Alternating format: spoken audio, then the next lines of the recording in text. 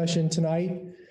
We have obviously our distinguished board as well as members of the steering committee will be here tonight as well, virtually. And the plan tonight is to review a summary of the 2020 district reopening plan. So I will proceed with going through the PowerPoint first, and then we'll open it up to board discussion.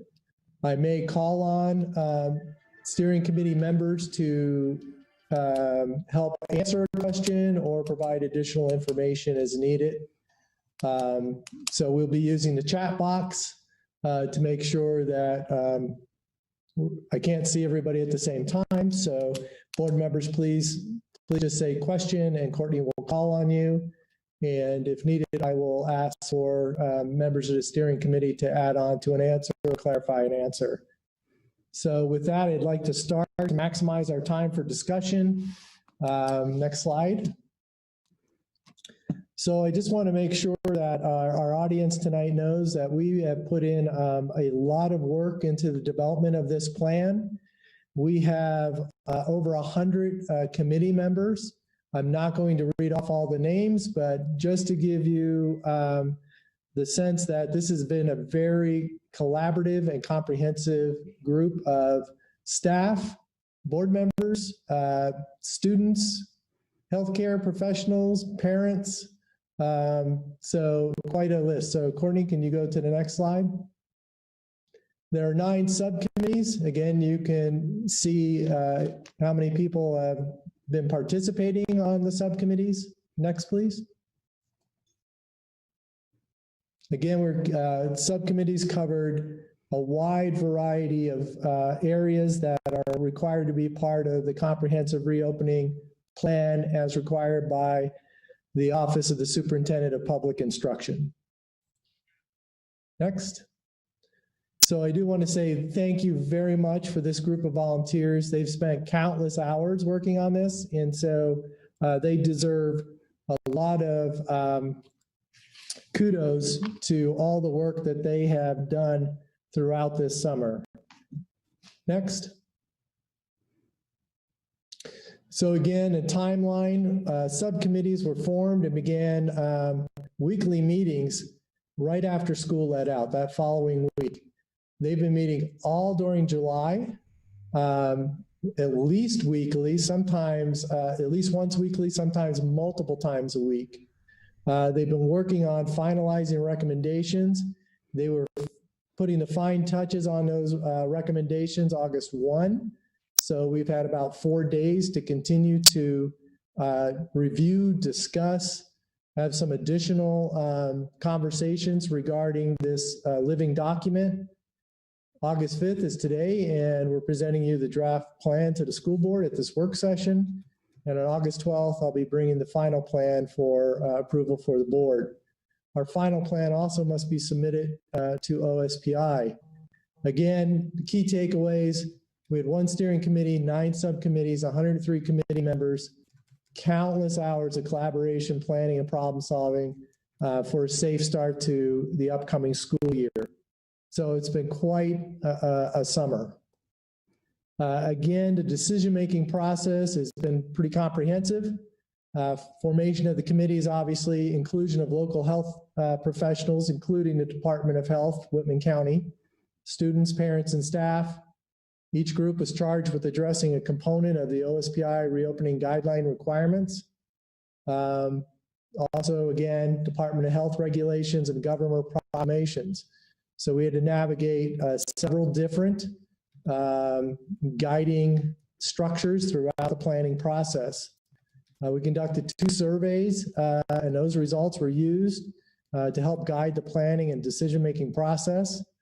Most of the subcommittees, we found out, also had to break down into smaller subcommittees to address the breadth and depth of the work that's been required for this comprehensive plan. As needed, subcommittees were invited input from other stakeholder groups. Subcommittees forwarded the recommendations to the reopening steering committee for feedback prior to finalization. The steering committee met, I believe, 3 times at least to review all the recommendations to determine which ones to move forward and which ones may need some additional discussion. The draft plan has been shared with the Whitman County Health Department. And in fact, I've attended 2 meetings with the Whitman County Health Department, one yesterday and one this morning. So this plan, again, is being presented tonight. We'll make a final decision on or before August 12th, which is our next school board meeting. And the final plan will be submitted to OSPI, and the draft plan will be posted on the website sometime tomorrow. Next, please.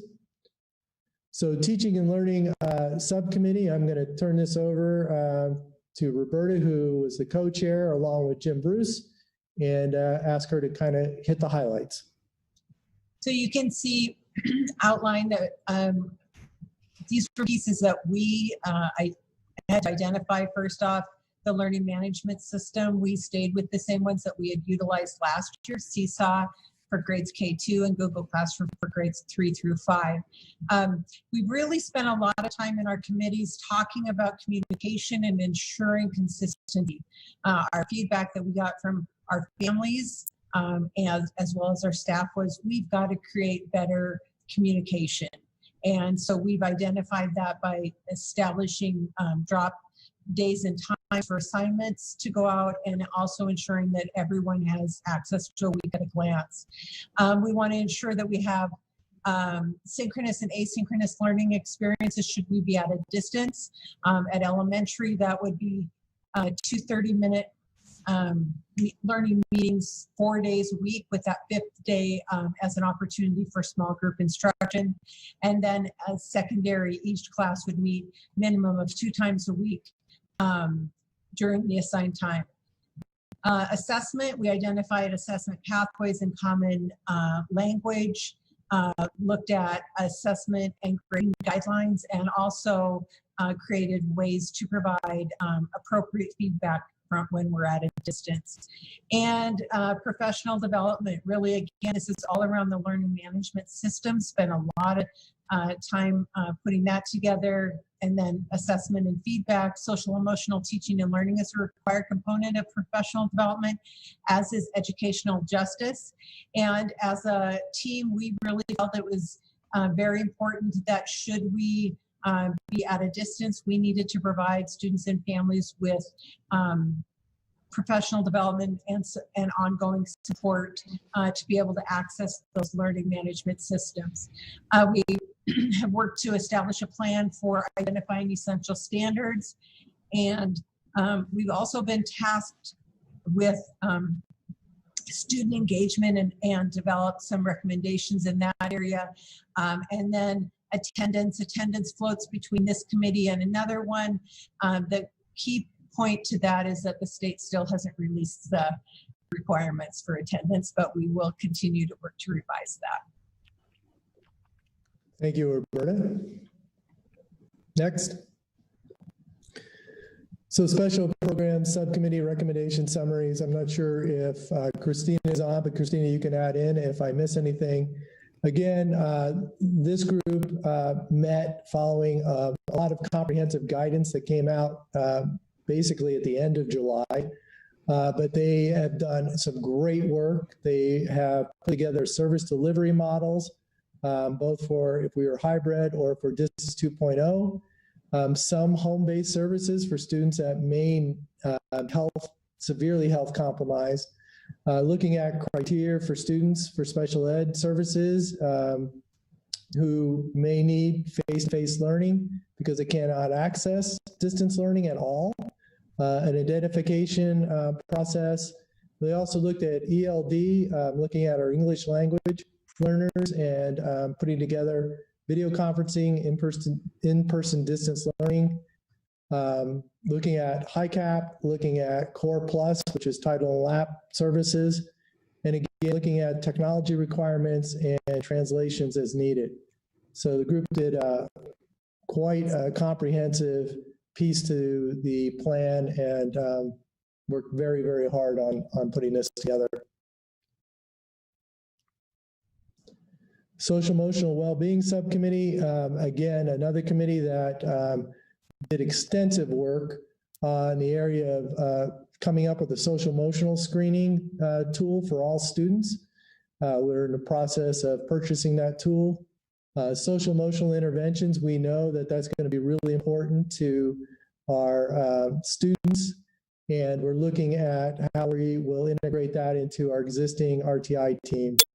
Looking at social emotional instruction, looking at PBIS tiered models, and also looking at staff training for social emotional screener administration, which will be online and can be online.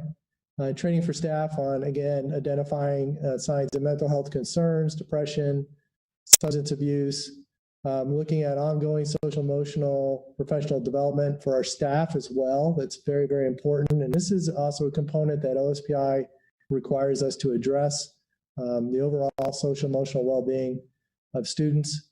And also we're looking at contracting with some outside mental health support, both for our students and, if needed, staff. The attendance calendar schedule subcommittee, many of these recommendations are also found in the teaching and learning piece, so there's some crossover that did occur.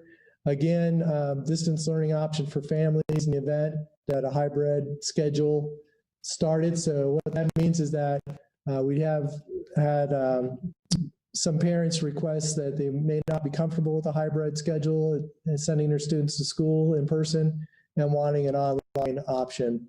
So we have working on putting that together. Again, the procedures related to daily attendance are under development. We are looking at several different options, but we're also waiting for some additional guidance from OSPI. Many of their recommendations are incorporated into other subcommittee summaries. So not that they didn't do extensive work, but many of their pieces have been collapsed into the other subcommittee recommendations. One of the things I did want to share are some examples of both teacher schedules and student schedules, depending if we were on a hybrid or distance learning option. One of the main questions we did receive regarding elementary, if we were doing a hybrid, was why 4.5 days and not 5 days? Well, knowing that with a hybrid, if we were have to transition to 100% distance learning because of increasing COVID cases, we want to make sure our staff have the time to not only collaborate, but fine tune their professional delivery online in their teaching and learning. And so again, building time in that's very valuable for our teaching staff. Again, this will be an LMS teaching schedule. So again, taking a look at this would be a 2 days in person with a hybrid, or 3 days and 3 days online. This is looking at, they have a 7-period schedule. Students would be split into an A group or B group based on last name. We would keep siblings together, obviously. Wednesday would be a distance learning day for students, but that would be a day for staff to have staff meeting, office hours, email, video prep, and then again, some time to do some teaching or small group instruction. And then again, more professional learning communities, PLC or PD, professional development, again, continuing to refine and improve our effectiveness and efficiency of distance learning.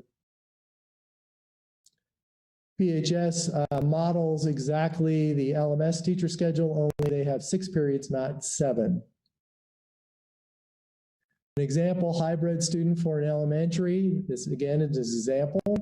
So you can see Monday, Tuesday, 8:30 would be an entry-level task, lunch count, organized for the day, 8:45 an ELA block, 10 o'clock recess with a 5-minute cool down, 10:20 math, 11:20 second step with social emotional lesson, 11:45 lunch and recess, 12:20 specialist, 1 o'clock would be science, 1:45 recess with a 5-minute cool down, 2:05 social studies, 2:50 would be catching the bus. Again, you can see that's a Monday, Tuesday. Wednesday would be a slightly different schedule, and then you have a Thursday, Friday schedule. This is just an example. Again, we're in the process of fine-tuning exactly building schedules based on student numbers and staffing. An example of a distance schedule. So if we were to have to go online, distance learning. So again, before 8:30, morning routine, kids get breakfast, get ready for school. 8:30 to 9:30, maybe a writing. Reading would be 9:30 to 10:30, 10:30 to 11, specialist time, access PE, music, STEM. One each day. They wouldn't have that every day, but one of those each day. Again, 11 to 11:30, maybe a Google Meet with the class for an ELA lesson in the morning. Live access to the teacher from 11:30 to 12. 12 to 1 would be a lunch and a break. 1 to 1:45, social studies / science. 1:45 to 2:15, review a math lesson from yesterday, possibly complete any work they might have. Again, 2:15 to 2:30, maybe a quick break.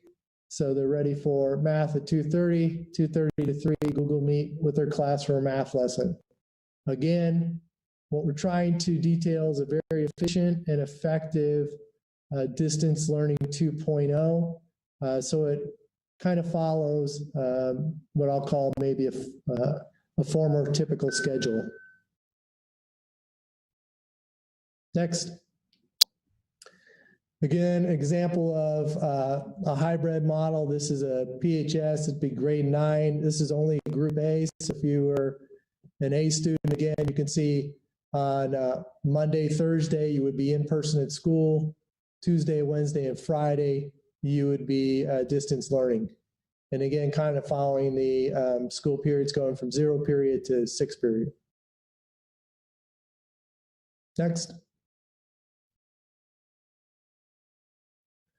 Again, this would be kind of the student model. It's a little difficult to read, but again, very similar, trying to break it out by time increments to spread it out so students have time for both synchronous and asynchronous instruction, as well as independent work built into their schedule.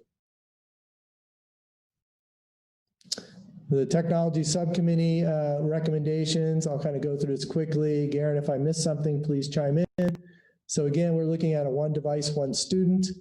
The idea is being that if we were in a hybrid model, that 612 students in grade 612 would carry the equipment home each day.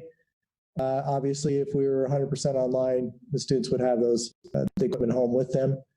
Home internet, we're working to support families that have no connectivity using some mobile connecting tools. We're looking at maintenance and repair, looking at support process, and also access to not only technology help resources, but live resources for help. And during some different times, maybe sometime in the evenings, if parents are at work all day and need to access technology. So we're looking at varying the schedule for that. Again, we're looking at putting together just a contract for the students to receive the device, very similar to what we did this spring. Looking at lessons for students, family technology support sessions, training for our teachers, our paraeducators at the start of the school year, and support with students and staff throughout the year. Health and safety, if I miss anything, Michelle, please let me know. But again, health and safety is pretty straightforward because there are some very strict guidelines that we have to follow from the Department of Health and the Department of Labor and Industries. In a nutshell, the health and safety protocols are paramount for our success with a hybrid model, and they've been set forth by the Department of Health. Face coverings will be required. In the plan, there are a few exceptions with that. Typically, it's a medical exception, but we have built-in time during the day where if they're outside, oops, hold on, I just lost my screen. Oh, there I am. Again, there would be health screenings each day. We're looking at that being a web-based attestation where family parent can log on, let us know, fill out, I think it's 7 questions, very easy to go through. It's just highlight and move on. Of course, staying at home if you're sick or been exposed to COVID-19 is going to be critical. Physical distancing, hygiene practices, cleaning, disinfecting, separating those that may have symptoms, sending them home, ventilation and outdoors. These are all detailed out in the plan with protocols and flow charts. Families and visitors will be asked to limit their visits to essential business only. So we're really trying to mitigate any risks of exposure by people coming in and out of the building. We're going to be educating our employees about COVID-19, how to prevent transmission, and policies and procedures that are related to COVID-19. Again, facilities, activities, events subcommittee. Again, this kind of crossed over with health and safety, but again, a plan to disinfect, sanitize classrooms, protocols have been developed and will be in place. PPE is personal protective equipment will be provided for all facilities. We purchased quite a bit of protective equipment. Again, installing signage, health safety protocols. Right now, facilities will not be available to outside groups. A lot of that's going to depend on recommendations from the health department as well. And activities and athletics will be guided by WIA and OSPI and the Washington State Department of Health. More information to come, especially just before this meeting. Obviously, the governor had outlined some metrics to help school districts determine hybrid or distance learning activities and athletics as well, and how that will be impacted. I'll have more information on that probably later tomorrow or Friday. Food service transportation subcommittee recommendations. Joe is on here, and Joe, chime in if I miss anything that is missing. But again, meal planning for both on-site or off-site. We had that down pretty much to a science this spring. It'll be grab and go breakfast. Elementary lunches would be delivered to classrooms. Middle school would pick up their lunch, eat in classrooms. There would be a nutrition break, but that would be 8th grade only, since their lunch period is much later in the day. Pullman High School would be a closed campus, that meaning students would not be allowed to leave for lunch, again, to mitigate exposure. Also looking at practicing social distancing, grab and go, nutrition break, it wouldn't be where they would all gather together.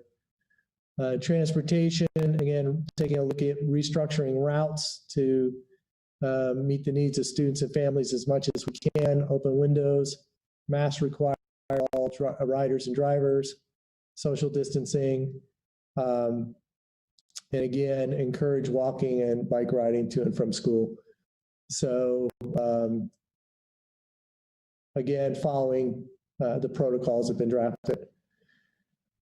Communications subcommittee did extensive work and have quite an elaborate plan. This is much simplified, but again, we want to make sure that communication plans for family, students, and staff will be posted on the district website. Again, we'll use email, and we're very aware that we need to use email in a very structured manner and not constantly flood our families and students with a ton of email. We'll rely on social media, press releases, phones and text messages as appropriate, signage, and Zoom meetings. Finance and workforce development, and Diane can chime in if I miss anything. Again, probably the major areas where we're looking at some are expenses are technology, food and nutrition, safe school operations, mental health. There are some others. I'll be talking about transportation at the end of this. Workforce, again, making sure that we're informing our staff assistant program and access to mental health support. We have been reaching out to our employees, and currently about 25 employees have requested possible accommodations so far. We completed a guest teacher substitute survey regarding their availability. We're gathering more information also by contacting parents via phone call to find out, engage their feelings regarding sending their kids in person or online. So we're hoping to wrap up that survey within the next day or two. And again, more information to come regarding employer granted secured leave or unemployment benefits if that is appropriate. So issues to resolve, these aren't all the issues, but these are some that we've talked about just recently as a steering committee. Transportation, both with hybrid and distance learning 2.0. Right now, we're in discussions with Pullman Transit. Right now, they have a very limited number of riders that they would allow on a bus. We may also need extra support to help monitor masks wearing on buses that our own buses that may have a lot of students on a particular route. The tripper causes some concern in that if we're only allowed to have 10 to 12 riders on each tripper bus, how are we going to get all the secondary students to school? So we're in continuing conversation. We are looking at some other options utilizing our staff. That said, with Distance 2.0, if we're not transporting students,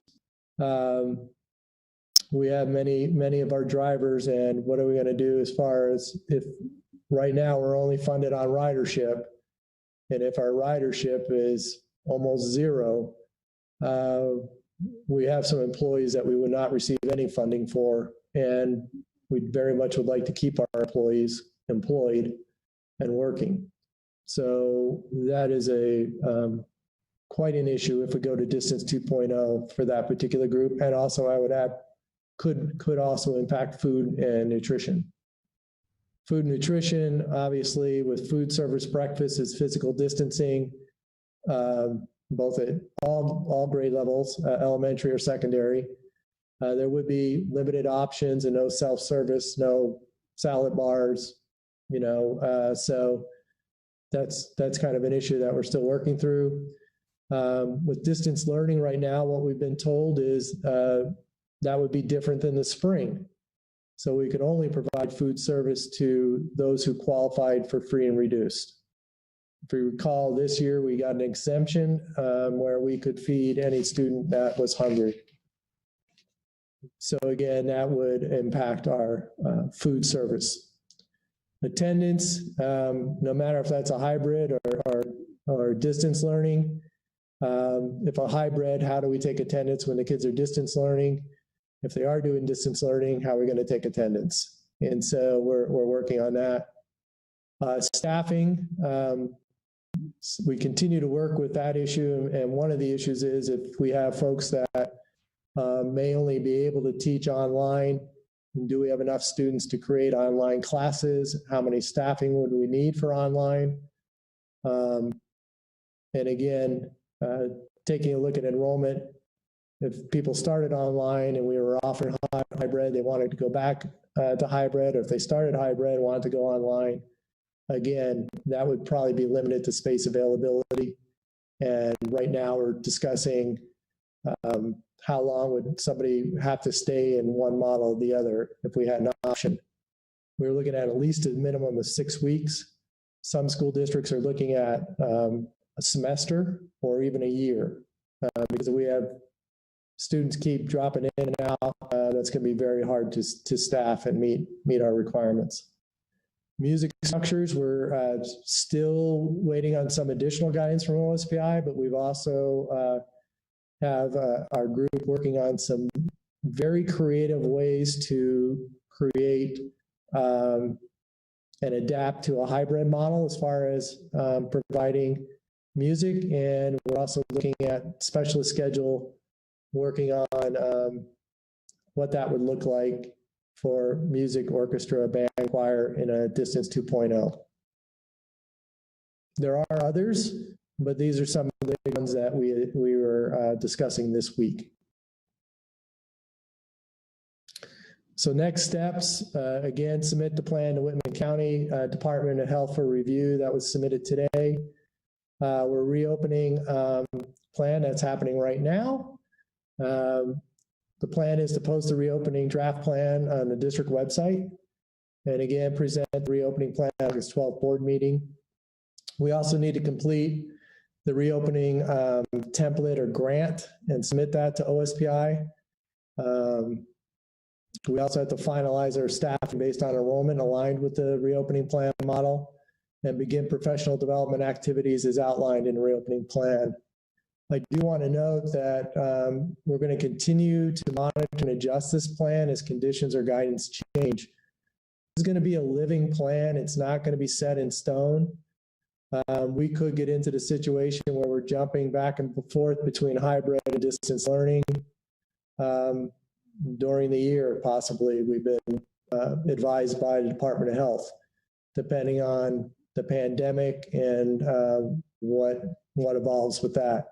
We know also that we'll probably learn as we implement the plan of a better way to adjust. So I do want to think that's a key point to make sure our audience knows that this plan will continue to evolve. We've already had discussions with several subcommittees. We'll continue to meet even after the start of school to continue to refine and use best practices. So with that, I want to just say thank you to all the committee members for their work, their dedication and commitment.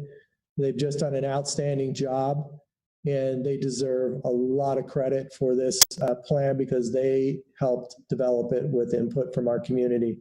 So again, thank you very much. And I will turn it over to you, Susan, and to the board for further discussion.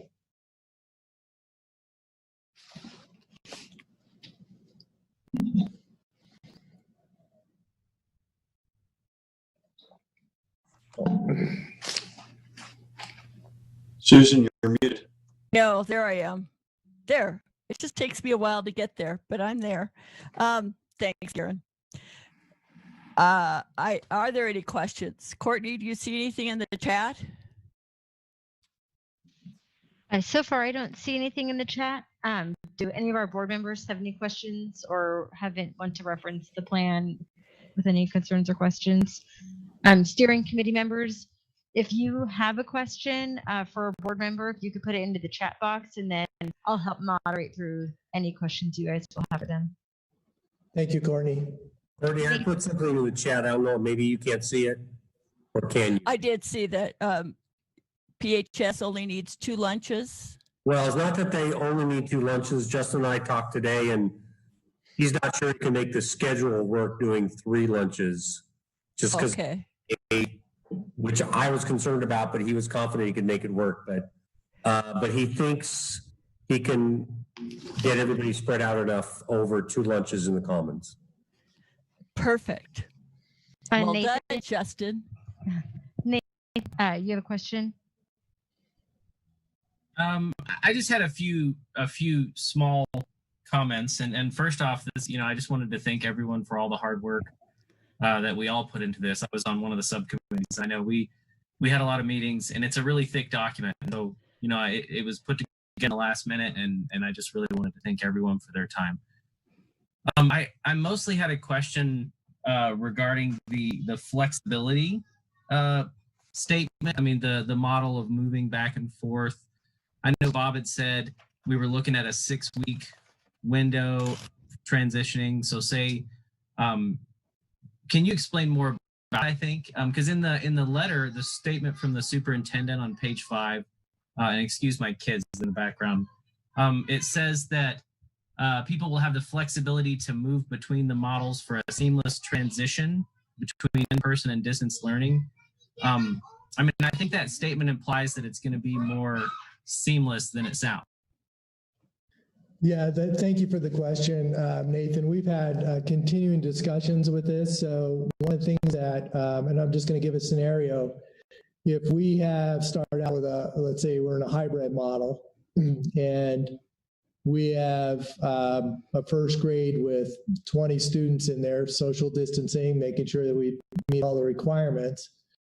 And several of that original class, let's say 4 of those students, were online and wanted to come back. So now we have a space to where maybe we could go up to 21 or 22, but 23 we would not be able to fit into that class. So it may be based on space availability, or if we had a number of students that wanted to come back to a hybrid, we may need to locate another space and another teacher and develop that class. So I mean, we think we can, because I think it would just be really disruptive to even have that capability to, 6 weeks in, 6 weeks out, 6 weeks in, 6 weeks out. I mean, is that something that you're confident that we can manage? It's an ongoing discussion that we're having with the subcommittee. I think Roberta's group had talked about that, in fact, today. Again, we were looking at 6 weeks simply because it's a secondary model of, we also don't want to have kids stay out too long if that makes sense, and miss a lot of instruction that they might be of value. We've discussed maybe doing semester. We haven't landed on a final on that, but again, there are a lot of variables that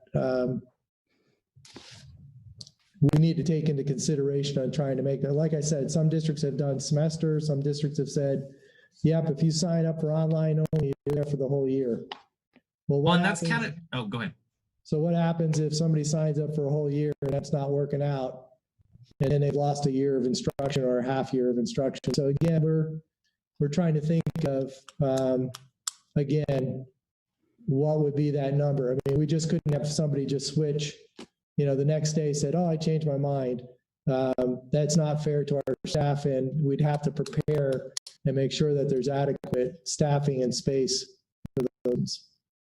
Yeah, that was what surprised me, just because I really didn't think that we would be able, for budgeting and space and really all the concerns to accomplish that transition. So thank you for clarifying. Yeah, or we'd have to look at a totally different model. Like rather than having all elementary kids and you only have half come, and an alternating day. And I don't know if that's best at the elementary level or not. So again, that's why we're really trying to gather as much information as possible from our parents, taking a look at what our numbers are so we can be prepared. Thank you, Bob. I appreciate the question. That's one we grappled with today. Thank you, Nathan. Anybody else have a question? Any of the board members have questions of Dr. Maxwell and how this is working out? Amanda, do you have any comments? I know you were on the overall steering committee. Guess not. I don't have any specific comments. I am happy to chime in where needed, but I think that everyone's worked really hard to come up with what we think is the safest scenario today.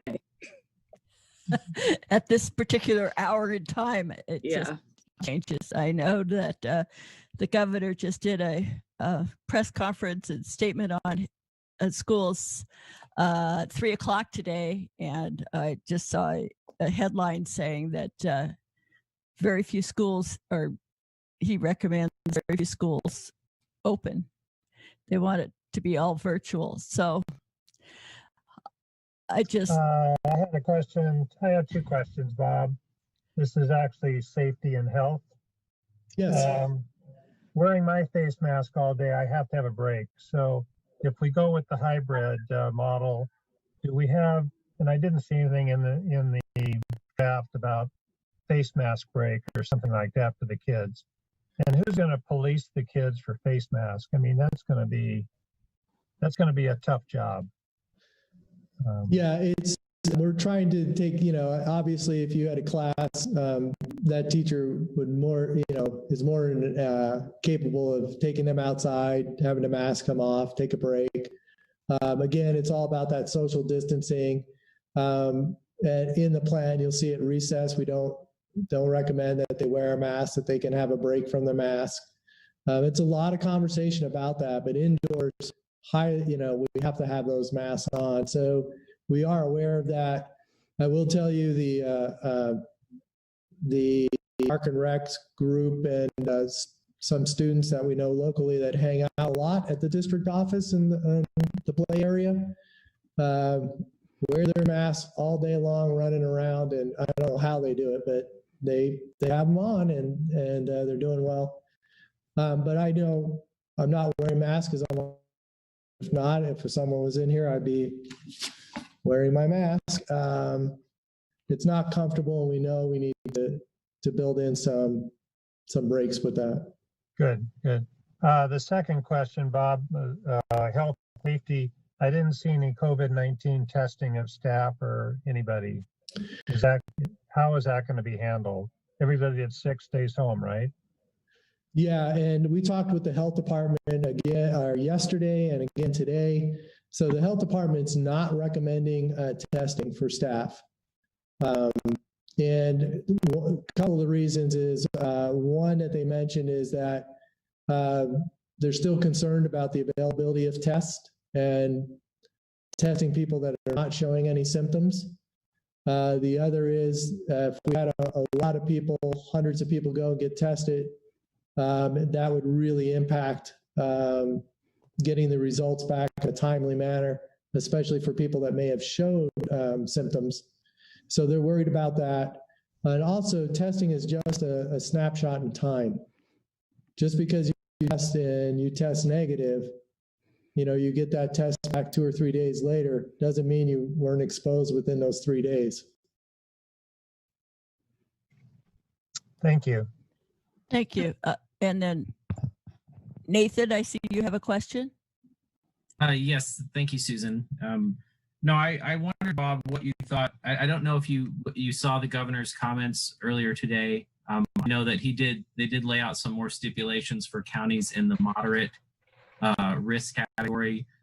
Their description of the hybrid model that we should adopt in a moderate category would be K through 5 in building, but middle school and high school primarily online, except for special services. And this is just my understanding from the comments. Do you think is that going to change our plan that we're presenting here? Or do you think even with that guidance that it's still the best option to do the AB schedule?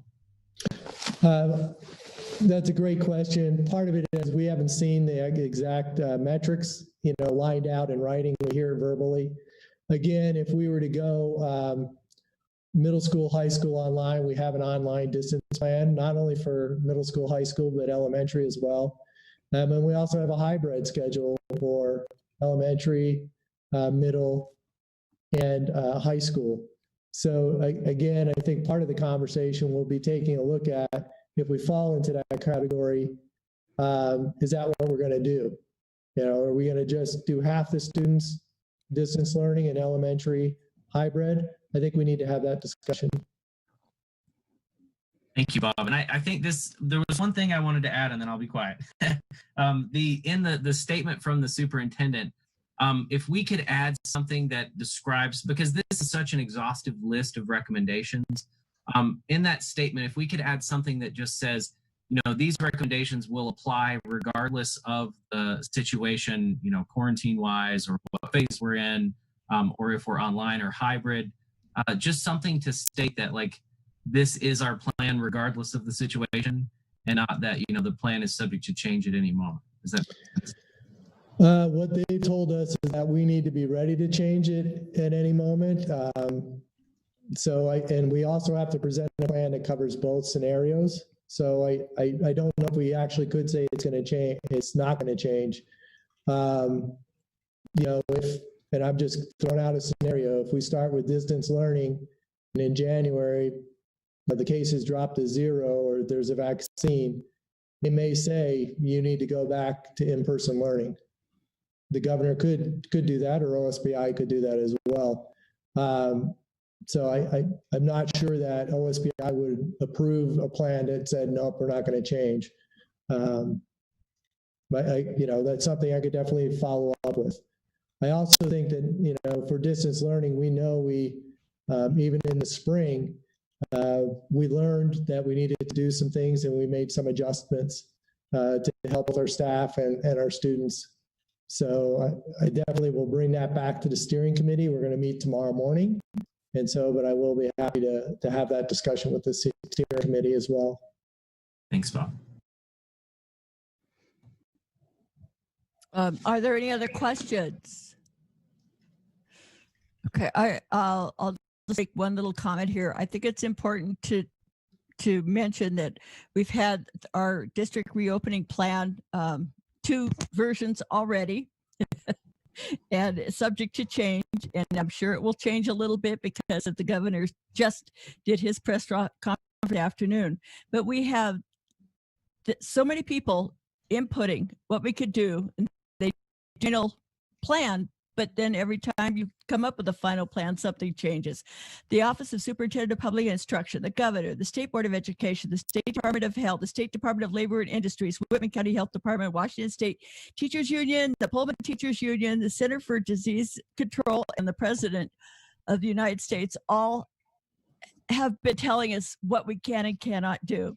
So I think I congratulate everybody on the committees and the work they've done, given all these people with suggestions, requirements, and everything else. So please keep that in mind when you look through the document, that it is a moving document because requirements change. All right, Dr. Maxwell, onward and upward. Do you want to talk more about the reopening plan or any other things you have to say? Yeah, I'll try to add some clarity, and then I'll refer to some of the steering committee members if they'd like to share. But with the plan, if we have distance learning, we're going to follow that plan. We know we may need to make some little minor adjustments, but the plan pretty much will be set. But if we start hybrid again, if we know that we may need to do some possibly some schedule changes, but the hybrid or the distance learning will probably, a majority of it will remain the same. But I think we need to be aware that we may need to tweak some things as we go along. And spring was different. That was an emergency. This is different that we're planning. And if we start online 100% the school year, eventually we're going to go back to in-person in some way, shape, or form. I don't know when, but I highly doubt it's going to be 100% online and the next day or the next week go to 100% in person. We will probably go to a hybrid and then back to 100% in person. And same thing if we're, so I think we have to be aware of that. We don't know how this will evolve. And if you just think back 5 months ago, they were predicting summer that the cases would be, go down. And that didn't happen. And so I think it's really important that everyone needs to do their part as far as social distancing, wearing your mask, washing your hands. It's very, very important. And I know all of us would like to get back to in-person learning. All of us, teachers, paras, custodians, food service, transportation. We all want to see our students back and be in person, but we also need to make sure we do that in a safe manner. And that's very important. And I know that we have a host of emotions and preferences out in the community, and those are all valid. And we are doing our best to navigate this really unprecedented time in education. And I just want to say thank you to everyone that's contributed. And I get many, many emails every day with a lot of questions. And so I am doing my best to try to keep up with those questions. And please make sure you check our website. We do have a Q&A available. And so for those who may be watching, we're trying to keep that updated as much as possible. But I would tell you, things literally change day by day and sometimes week by week. And so we're doing our best to keep up with those changes. So I will open it up to our steering committee members if they have a comment or would like to share. I'll jump in real quick with, I've got, it's very hard to get equipment right now, as you can well imagine. I've got a message from Schweitzer Engineering recently that is offering to help with staging equipment. So we've got Chromebook bags that we're going to be issuing, but we can only get 2,600 by the 21st. School starts on the 25th.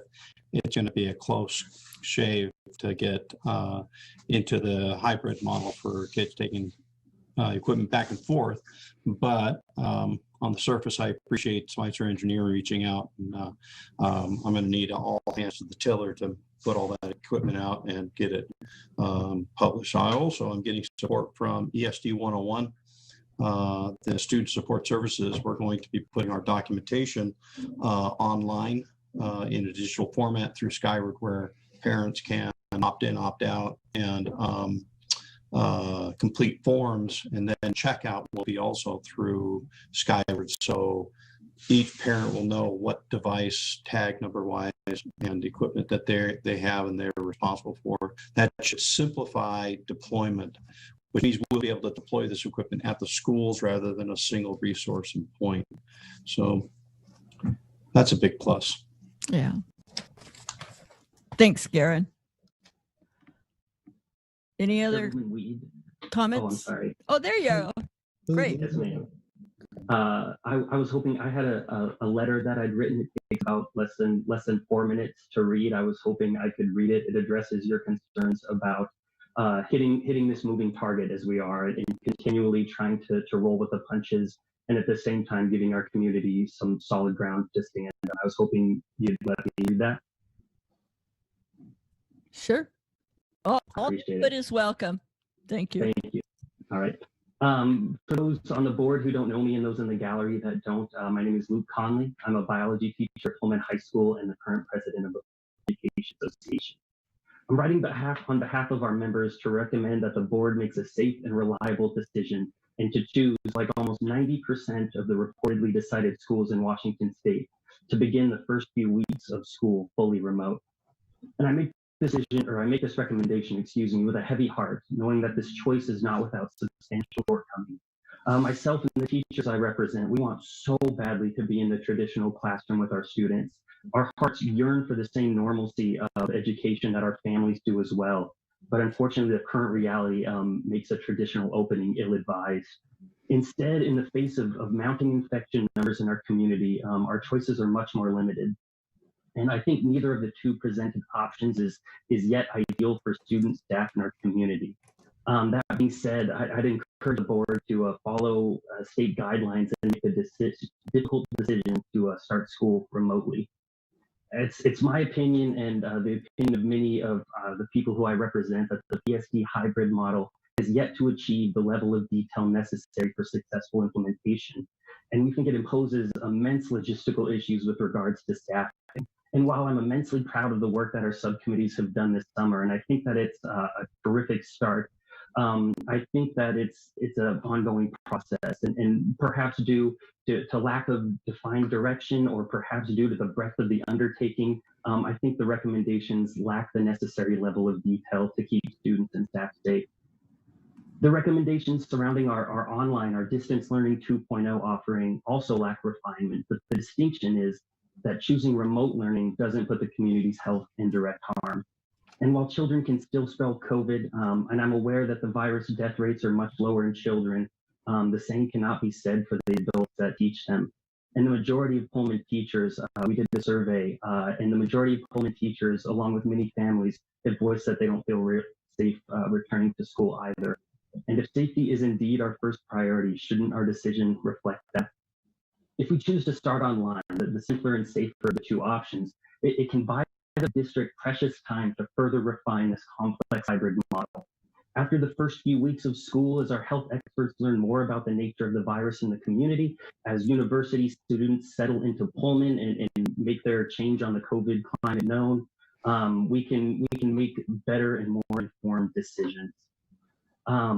I know that making the choice to start school remotely doesn't come with its own host of challenges. Socioeconomic equity, obstacles to learning, social and emotional health of students. But I think that none of these issues are as daunting as being complicit in the spread of COVID in our community. And I know that many families would be upset if we began remotely, and many in our community, including much of our teachers, would be faced with difficult decisions about funding and paying for alternative childcare. But we would be far from alone in this predicament. This burden would likely be shared by many of the families in our state. And it's important to remember that it's COVID, not the Pullman School District, that has forced us hardship on our community. And even if PSD doesn't start their year remotely, it's a near certainty that we'll need to make the transition online at some point. And when that happens, families will need to face issues of childcare. Wouldn't it be best for families and childcare facilities to be able to make arrangements now while they have time? Because I'd hate to see families forced to make that decision at the last minute once again. I'd recommend that we give our families a certain and reliable start to the school year, one that they can count on. And my final request, thank you for indulging me, is that the board consider making this decision sooner rather than later. We promised the community a robust online platform, and in order for teachers to provide the best learning that we can, we need time to prepare. And the weight of developing an online curriculum for the first time weighs heavy on our teachers. Prolonging this decision adds to that burden and ultimately weakens the product that we can deliver to our students and families. And if we make it all now, we can focus our preparations and provide the best experience possible for students. It's our belief that we should make a safe decision, a decision that the community can rely on and plan around, a decision impervious to increasing COVID numbers, and a decision that keeps students, staff, and the community at large safe. Thank you. Thank you, Luke. Appreciate it. You bet. As with Luke, all input is welcome. You can email the board, you can email Dr. Maxwell, anybody we want. The more input we get, the better informed our decision will be. So thank you for that. We'll be discussing the whole thing next week. Dr. Maxwell, anything else? I appreciate everyone's comments. I will note we've also had WSU reach out and offer some support as well. Oh, awesome.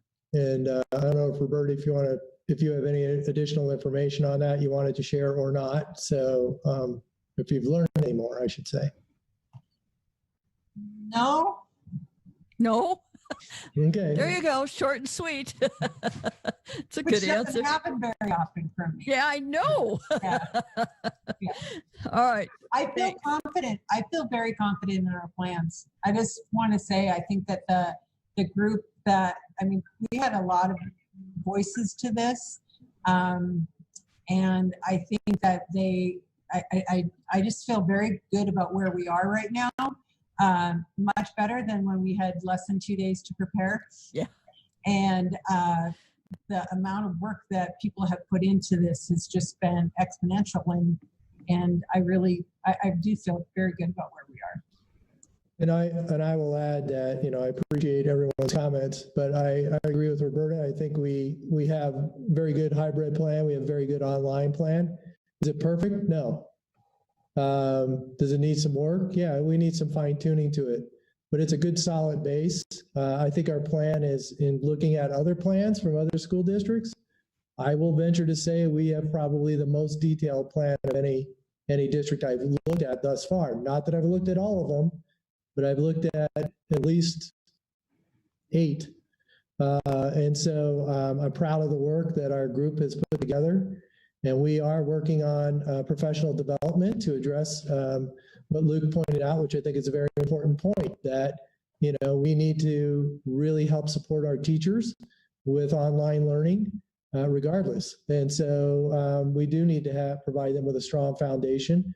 And we were in a meeting today talking about that specifically and what that's going to look like for the first 4 days. And we have a meeting scheduled, Luke, to talk about that as well. So, I want to point out that I have appreciated greatly the collaboration that we've experienced with PEA on this journey of developing this reopening plan. And I do want to say thank you to Stephanie and Luke, because they've spent probably as much time as we have at the district office working on this plan. And so I think it's important for their membership to know that too, that they worked very, very hard in representing their members and helping put together a plan that meets the needs of our students as well. So, but I do think we have a good, solid foundation, hybrid and for distance learning. There are some pieces that we do need to work out, absolutely. But we are in a great position, I think, to start the year, whichever direction we are going to go. Okay. Thank you. I'd real quick just like to echo that. I've appreciated the work that PEA has been invited to do with the district as well. And my intent was not to belittle the work that has been done. I would agree with Bob. I think that Pullman School District is likely ahead of many of the other districts, surely of our size. I think the work we've done is admirable. I'm just concerned that it's not enough and it's lacking through no fault of the people who worked on it. And I would agree, Luke, that there are still details to work out, absolutely. But I think we're in a good position, at least as far as August 5th right now on details. So we know we need to work on those. We'll continue to work on those. And I look forward to those conversations and planning. And I will say the staff, both teachers and paraeducators that have been on the committees have been invaluable in providing support and jumping in. And I visited 4 elementary schools over the last couple of days, and I was just amazed by teachers in there that were already preparing their classrooms for physical distancing. I know they want to have those students back, and they want to have them, and they want to make sure it's safe as well. And so I just want to commend our staff because they have been in already, and they're thinking, they're problem solving, they're sharing ideas, and we're going to continue to see that happen as we continue to plan for both the details for a hybrid and details for distance learning 2.0. Thank you. My heart just goes out to the kiddos because I really feel that that's what we're here for, is for the kids. That's why I'm on the school board, is because I care about kids. And boy, it's tough times. It's very social and emotional challenge. So there we are. Anybody else have any questions? I can't believe we're not getting comments. Susan. Okay, thank you, Jim. Question. I had some questions on the Seesaw program. So who would I address those to, Bob? That way, Roberta. Okay. I will send you an email. Okay, Roberta? Yes, that's great. Thank you. And I just want to reiterate, health and safety are a huge component of this plan, as well as we know that our distance learning will be more efficient and more effective. And we learned a lot last spring. We're continuing to learn, and we've got some great ideas for professional development. Thank you. Any other questions of Dr. Maxwell? Any other comments from anybody? This is your chance. Just one last thing. Bob, I could count on you. Personally, and as a board member, thank you so much. I know that you have been so busy these last few months, and I know everyone's been busy, but you, oh my God. And so I just wanted to say, this is a deep felt thank you very much for being here for us. I appreciate it greatly. It has been, I've probably worked the hardest I ever have in my educational career this summer over my almost 30 years. So and I'm not alone. I mean, everybody on that steering committee or subcommittee, or even if they weren't on a committee, like I said, teachers and, building administrators, they've been working so hard, and it's really difficult, especially when the rules change. And they've stepped up at every moment. They've adjusted and they've moved on. And I can't be more proud of the staff. And I'm just so proud of our district and our community. Parents with a lot of questions, appreciate that, but they've also set, we know, we know you're doing your best. We know you're working hard, and your staff are working hard, and they are. They've been working really hard. And it's just been an honor, and it is tiring, but it's also invigorating to see people pull together in a crisis and make the best out of a situation. And yeah, there's ups and downs, and there's been days where I'll admit I've been probably grumpy, and but many days I've been very proud of what's happened. And so I'm going to continue to work to the best of my ability to make sure we have a good start to the school year and have a great year no matter what happens. So again, to the community, we appreciate your support. We know you have questions, and we'll do our best to answer those questions, and we will provide a more efficient and effective school year this coming year. And so I appreciate everyone, and just thank you. I just want to read something in the chat. It's from Garen. Huge shout out to our dear Courtney. She is the glue in the district office, and she's always has a great attitude, and I love the way she honors Dr. Maxwell. It's always very special. And enjoy those Girl Scout cookies, Courtney. All right. Might have to get her some more cookies. Yeah. Well, I'm thinking maybe it's time for a little. She dumped some of them in our office, so not too happy about that. Oh yeah, right. No, it's good. I bet some of those young tech guys are pretty happy. I would like to also just say, Susan, before we sign off, that I'd be remiss if I didn't put a shout out to the school board. I know that you hear a lot from the community and are engaged in the community on a daily basis, and you've given us the opportunity to design a plan with your support, and we appreciate your questions and your guidance and your feedback. And I just want to say thank you. You're a great board to work with, and you're a great board to work with during a very challenging situation. And so kudos out to you because you basically volunteer every day. Yeah. And so I didn't really volunteer for this. Thank you very much. We appreciate it. It just sort of happened.